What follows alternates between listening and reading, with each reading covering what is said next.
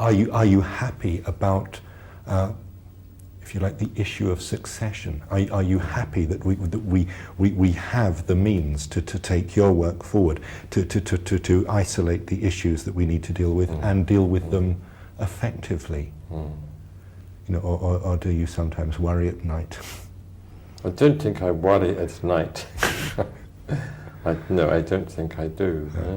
Though I do also see that we haven't as yet fully worked out all the details of how things are to be carried forward.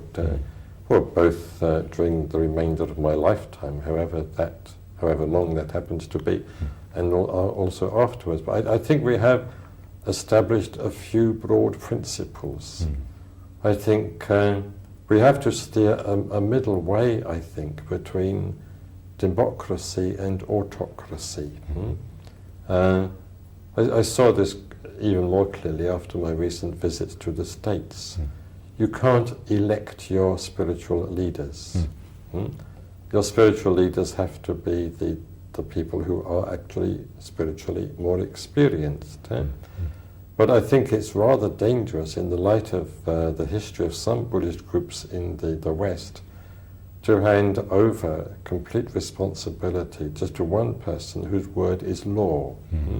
So I think what we've tried to do in the case of the Friends of the Western Buddhist Order, especially the order itself, is to encourage the emergence of a team of people, people who worked together for a long time, perhaps not all the time, but certainly on and off, who keep in regular contact with one another, and who are of sufficient seniority, experience, and depth of understanding to be able to oversee and guide the development and present functioning of the movement as a whole.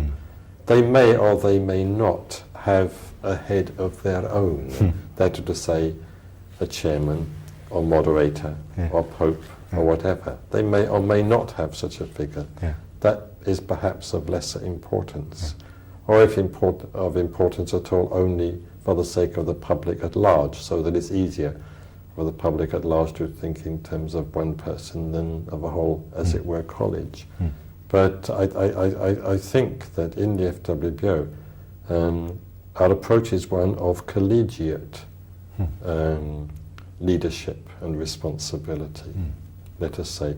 Ultimately, of course, the order as a whole has a responsibility, but obviously some order members are more experienced, more far-seeing, more qualified than others.